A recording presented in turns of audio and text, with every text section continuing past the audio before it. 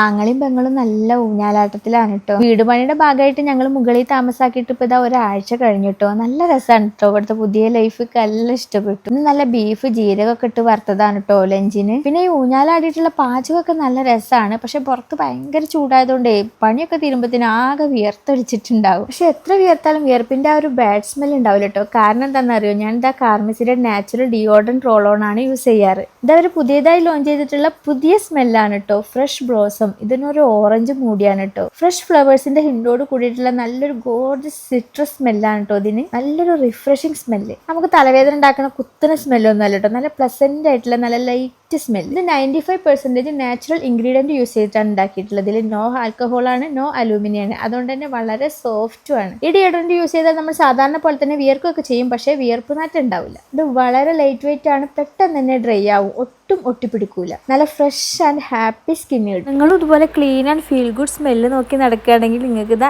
Amazon, Nykaa, Flipkart and പർപ്പിൾ.com നിങ്ങൾക്ക് ഇത് കിട്ടും.